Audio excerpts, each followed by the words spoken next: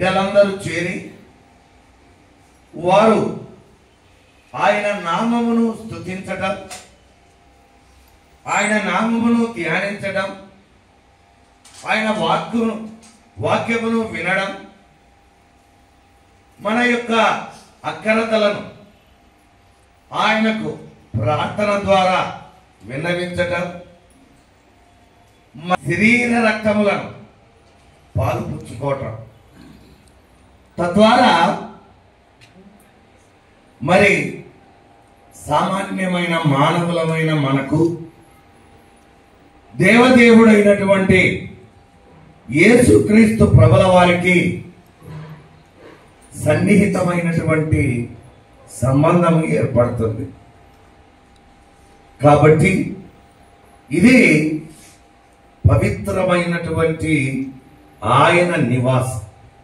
పాత నిబంధన గ్రంథములో మరి యాకోబు గారు 28వ అధ్యాయం 16-17 వచనాల్లో బెర్షెబా నుండి హారానుకు వెళ్ళుచున్నప్పుడు పొద్దుకూకి అక్కడ విశ్రమించాడు. రాత్రి ఆయన ఒక కల కన్నాడు. మరి భూమి నుండి ఆకాశమునకు నిచ్చెన వేయబడి అక్కడ నుండి దేవదూతలు ఎక్కుచున్నారు, దిగుచున్నారు. ఆ కలను కన్నటువంటి యాకోబు నిద్ర మేల్కొని ఇది పరలోకపు గవిడియే తప్ప మరొకటి కాదని నిద్ర లేచి ఆ రాయి తీసుకొని అక్కడ పెట్టి దానిని ప్రార్థించాడు. అయితే వెంటనే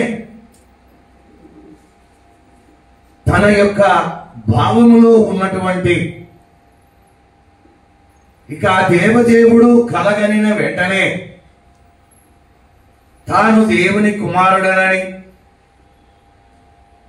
ఆ రాయికి నమస్కారము చేసిన తర్వాత, దేవా నీవు నాకు ఇచ్చేటువంటి ఆస్తిలో 10వ వంతు నేను నీకు ఇస్తానని అక్కడ మొక్కుబడి చేసుకున్నాడు. మరి నిర్గమాకాండములో కూడా 3వ అధ్యాయము 1 నుండి 5 వచనాల్లో మోషే మిద్యాను యాజకుడైన యిత్రో అను అతని మామ మందను మేపుచుండగా అరణ్యమును అవతలకి తోలుకొని పోయి పర్వతమైనటువంటి పేరేపునకు చేరి ఉన్నాడు. అక్కడ ఒక పొద నడిమిని కాల్చు మరి అగ్నిజ్వాలలతో కాలుచుండగా పేరేపు అన్నటువంటిది దేవుని పర్వతము. ఆ పర్వతం అది మండుచున్నది. కాలిపోకుండా ఉన్నప్పుడు ఈ మోషే కూడా తన గొర్రెలను అక్కడికి తీసుకొని వెళ్ళినప్పుడు దేవుడు తన స్వరమెత్తి మాట్లాడుతున్నాడు. మోషే మోషే అని పిలిచాడు. మోషే ఏమన్నాడు? చిత్తము ప్రభువా అన్నాడు. వెంటనే అక్కడ ఏమంటున్నాడు ఆయన? ఇది పవిత్రమైన స్థలము, నీ యొక్క చెప్పులు విడుమని ఆయన చెబుతాడు. అనగా నీవు నిలిచున్న ప్రదేశము పవిత్రమైనటువంటిది. కాబట్టి మనం కూడా జ్ఞాపకము చేసుకోవలసినది, ఆయన సన్నిధానానికి రాగానే మనము దేవుని సన్నిధిన ఉన్నాము, పవిత్రమైన స్థలములో ఉన్నాము. మన యొక్క ఆంతరంగిక ఆలోచనలన్నీ కట్టిపెట్టి మన హృదయమును, మన యొక్క శరీరమును, మన ఆలోచనలు సైతం వదిలిపెట్టి దేవుని వైపే ఏకాగ్రత కలిగి ఉండాలి. ఎందుకనగా దేవుడు తన నివాసము నుండి మనలను ఆశీర్వదిస్తున్నాడు, మనలను గమనిస్తున్నాడు. ఎలాంటి విధేయతతో నీవు ఆయన సన్నిధిని కూర్చున్నావు. యెరూషలేము మందిరంలో మరి పరిసయుడు సుంకరి వాకిలి బయట ఉన్నాడు. పరిసయుడు లోపలికి వచ్చాడు. ప్రార్థన చేస్తున్నాడు. శంకర్ ఏమంటున్నాడు? దేవా, నేను తల ఎత్తుటకైనను నాకు ధైర్యము చాలలేదు.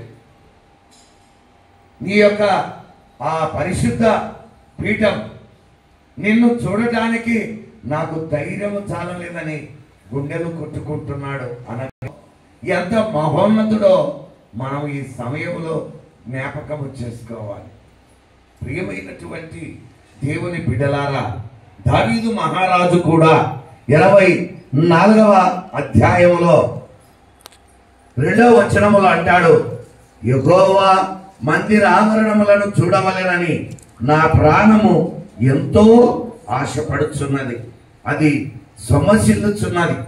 జీవము గల దేవుని దర్శించుటకు నా హృదయము నా శరీరము ఆనందముతో కేకలు వేయుచున్నది. దావీదు మహారాజు ఒకప్పుడు గొర్రెల కాపరి. ఏదో తిక్క పాటలు పాడుకుంటూ ఆ గొర్రెలను మేపుకుంటూ ఉన్నవాడు. అటువంటి వాణ్ణి దేవుడు విశాల సామ్రాజ్యానికి రాజునుగా చేశాడు. తాను చేసినటువంటి తప్పిదములను బట్టి పశ్చాత్తాపడ్డాడు. ఒక సమయంలో ఏమంటాడంటే, ఆ మహోన్నతుని ఎదుట, సర్వోన్నతుడైన దేవుని ఎదుట ఏమంటాడంటే, నేను చేసినటువంటి పాపములను బట్టి నేను ప్రలాపించుచుండగా నా పడకలు తడిచిపోముచున్నది. చూడండి, దేవుని ఎదుట తన పాపములను ఒప్పుకుంటున్నాడు. తలకాయ దించుకొని ఊకే ప్రభువా ప్రభువా అంటే కుదరదు. ప్రభువా ప్రభువా అన్న ప్రతివాడు నా యొద్దకు రాడు, కానీ పరలోకమందున్న నా తండ్రి చిత్త ప్రకారం చేయువాడే నా సహోదరుడు, నా సహోదరి. మరి దావీదు మహారాజు పశ్చాత్తాపడ్డాడు, పరితాపము చెందాడు. తను చేసిన అకృత్యములు, తను చేసిన అపరాధములు అన్ని కూడా దేవుని ఎదుట ఒప్పుకుంటున్నాడు. నా కడివిలి కుండ నిండుచున్నది అంటాడు. ఏడ్చి ఏడ్చి ఏడ్చి హృదయములో ఉన్నటువంటి పాపములంతా కూడా కన్నీటితో ఆయనకు బయటికి వచ్చాడు. మరి ఈనాడు దేవుని బిడ్డలముగా పిలువబడుచున్న మనము ఆయన సన్నిధి చేరి ఏ రీతిలో మనము ఆయనను ఆరాధిస్తున్నాం? వినయము, విధేయత, వినమ్రత, తగ్గింపుతనము కలిగి మనము ఆయన మందిరములో ప్రార్థిస్తున్నామా? లేకపోతే body is present, mind is absent, ఆ స్థితిలో ఉన్నామా? ఎందుకనగా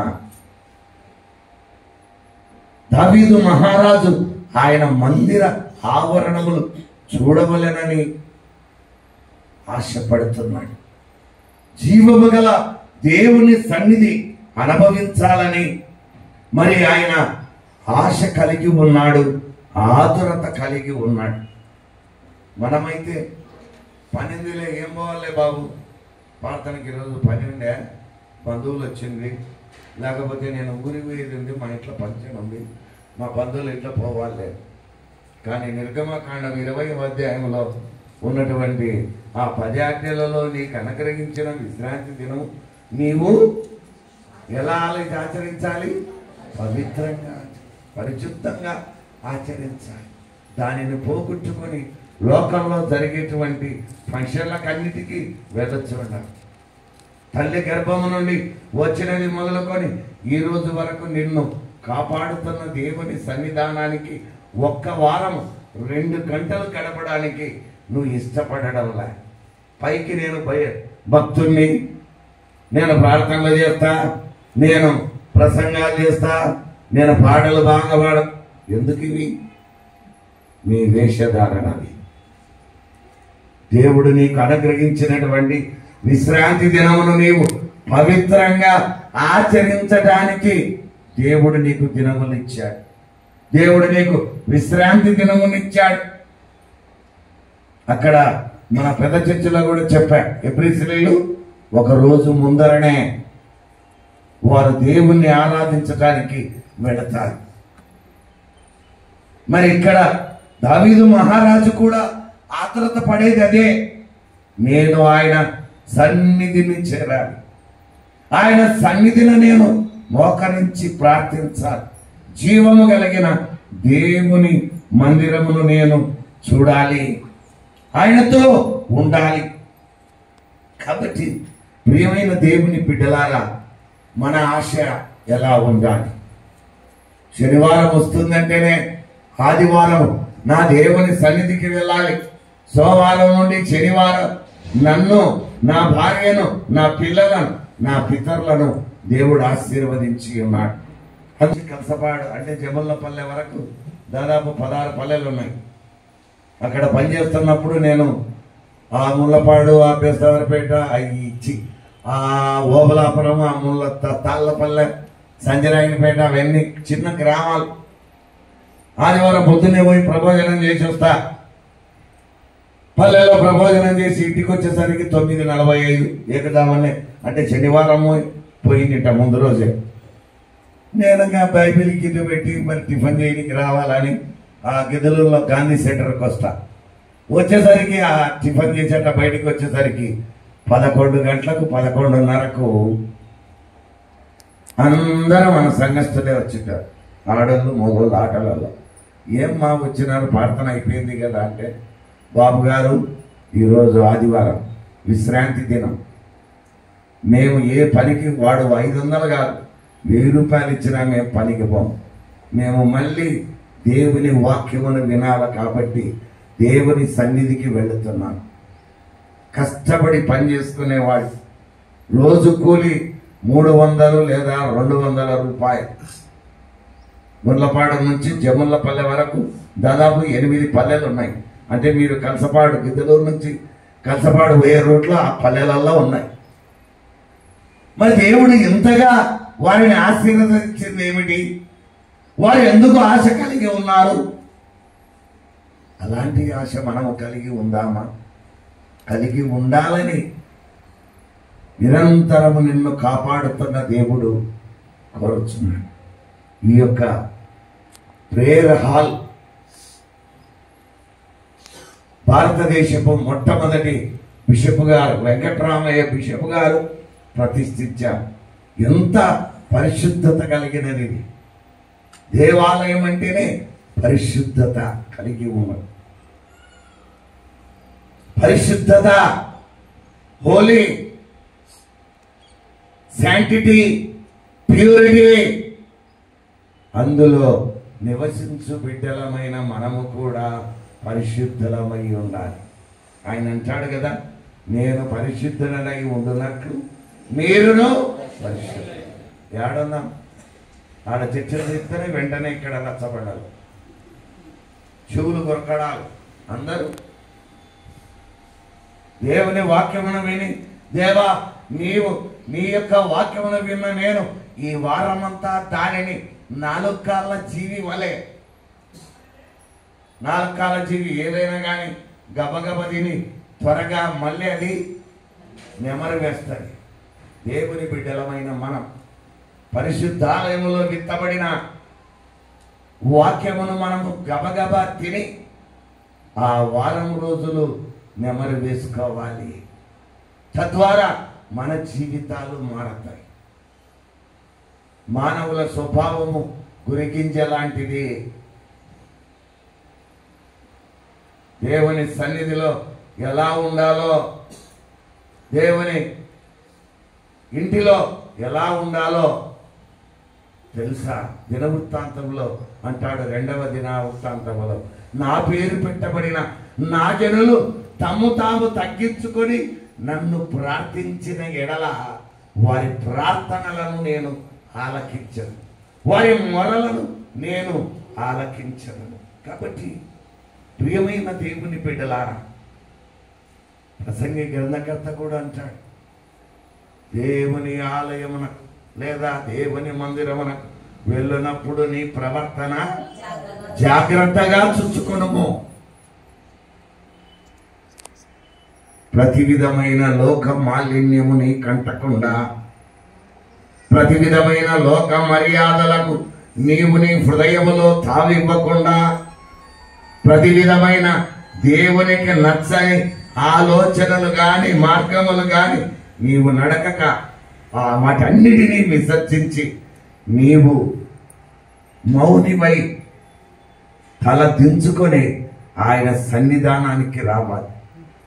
ఎందుకనగా మీ ప్రతి చర్య దేవుడు గమనిస్తున్నాడు. మీ పై రూపమును ఆయన లెక్క పెట్టడం వల్ల మీ ఆంతరంగిక మీ హృదయముని ఆయన చూస్తున్నాడు. దేవుని దృష్టి నరుని హృదయము మీద కలదు. ఇక్కడ కూర్చొని ఏం ఆలోచిస్తున్నామో నాకు తెలియదు, కానీ మీ అందరు ఏం ఆలోచన చేస్తున్నారో ఆయనకు తెలుసు. తెలియదా?